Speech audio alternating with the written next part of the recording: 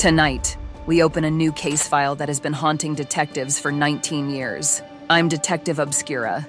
Join me as we unravel one of the most haunting mysteries in recent American history. We dive into the chilling disappearance of Brian Shaffer. Imagine a man stepping into a crowded bar, surrounded by friends and strangers, only to vanish into thin air, leaving behind no evidence, no witnesses, and no answers. Where did Brian Shaffer go? And how could he simply disappear without a trace? Let's slip into the shadows together and examine the facts.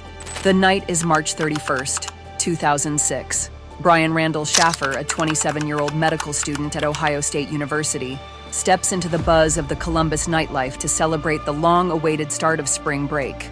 On the surface, it's just a night out with friends.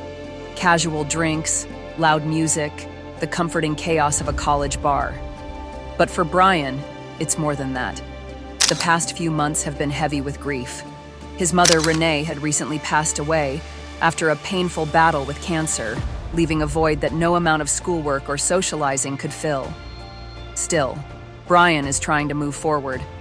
Beneath the sadness is a quiet hope, a future he's carefully envisioning with his longtime girlfriend, Alexis Wagoner. He's been planning something big, a surprise proposal during their upcoming trip to Miami. As he heads into the night, he carries with him not just the weight of loss, but also the fragile promise of new beginnings. A former high school tennis star and musician from Pickerington, Ohio, Brian is known for his ambition, charm, and easygoing nature. That evening, after having dinner with his father, Randy Shaffer, Brian heads out with his friend Clint Florence for a night of bar hopping. Later, they're joined by a friend, Meredith Reed, who gives them a ride back to their starting point, the Ugly Tuna Saloona, a bar near the OSU campus. And the last place Brian will ever be seen. As the clock approaches 2 a.m. on April 1, security cameras capture Brian outside the Ugly Tuna, chatting with two women before he re-enters the bar. This is the last confirmed sighting of him. He was able to say with 100% certainty that Brian Shaffer entered the bar, but he is not seen on any cameras leaving. The bar's only public entrance is under constant surveillance, and yet there is no footage of Brian leaving. When the bar closes, his friends assume he's left ahead of them. But when Brian misses his flight to Miami and fails to contact anyone, panic sets in. His family reports him missing, and the search begins. The investigation unfolds with a sense of urgency and mounting confusion. Police and volunteers scour the bar, the surrounding streets, dumpsters, and even the sewers. Cadaver dogs are brought in, and flyers bearing Brian's distinctive Pearl Jam tattoo and unique eye fleck are distributed throughout Columbus. His car remains untouched at his apartment, and his phone activity ceases within an hour of his disappearance, except for one eerie moment. Months after Brian went missing, his phone rings and pings a tower 14 miles away, a detail dismissed by investigators as a technical glitch, but one that continues to fuel speculation. An age-progressed image of Brian has been released to aid in identification as the years go by, but no confirmed sightings or evidence of his whereabouts have ever surfaced. As detectives comb through hours of surveillance footage, they find themselves at a loss. Every patron who entered the bar that night is accounted for, except Brian. Could he have disguised himself and slipped out unnoticed? There was a staff-only service exit leading through a hazardous construction site, but navigating it would have been risky, especially for someone who had been drinking. No blood, no evidence, no body, nothing is found. Brian's phone, which usually went straight to voicemail, rang only once after months.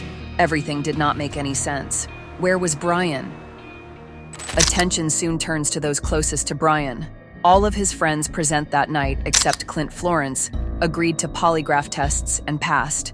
Florence refuses and distances himself from the investigation, a move that draws suspicion from Brian's family and the public. Theories begin to swirl, each more perplexing than the last. Some speculate that Brian, overwhelmed by grief and academic pressure, chose to disappear and start a new life.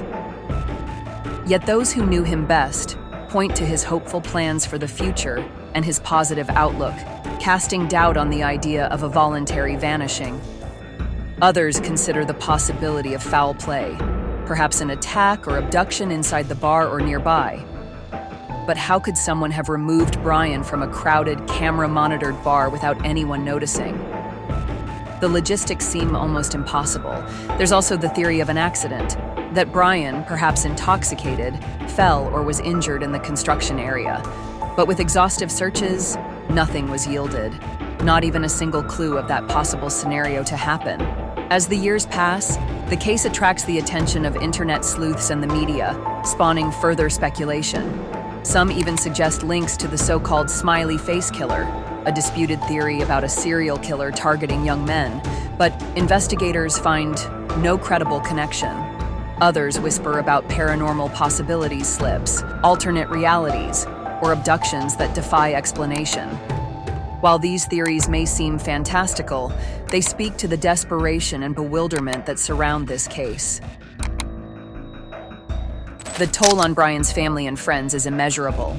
The ambiguous loss, uncertainty, and lack of closure are more devastating than possibly confirming his death. For Brian's loved ones, each passing year brings new pain and fewer answers. His father, Randy, tirelessly searched for his son until his own death in 2008, leaving Brian's brother Derek to carry the weight of it all. Pearl Jam, Brian's favorite band, has even acknowledged his case, keeping his memory alive in the public sphere. Listen, seemed to vanish in thin air, and he had a girlfriend, Alexis, who loved him, and they were planning on getting married, and he was going to med school, and he had a great dad named Randy. He came to one of our shows a number of years ago, maybe 7 years ago, and the website, I think, has tried to keep the issue to the forefront and keep reminding people that Brian Shaffer's disappearance is not just a simple missing person case. There are hints of intrigue and possible infidelity, and the case's complexity has made it one of the internet's most discussed unsolved disappearances. In 2024, the speculation reached a new level when a defamation lawsuit was filed by two Ohio brothers against a Reddit user who falsely implicated them in Brian's disappearance, highlighting how the mystery continues to grip and divide the public.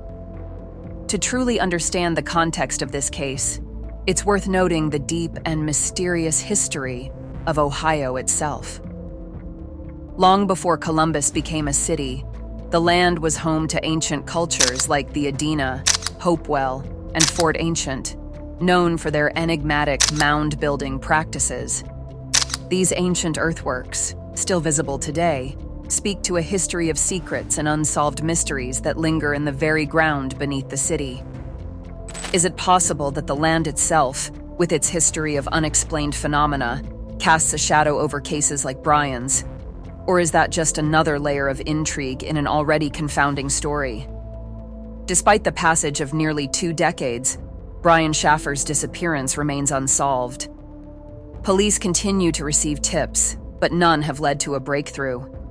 The case is still open, and the public's fascination endures, fueled by the sheer impossibility of the circumstances.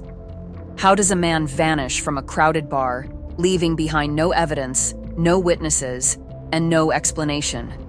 So, what really happened to Brian Shaffer? Did he choose to disappear, or was he the victim of foul play? Could an accident have claimed him, or is there something stranger at work, something that challenges our understanding of reality itself? I invite you to share your theories in the comments below.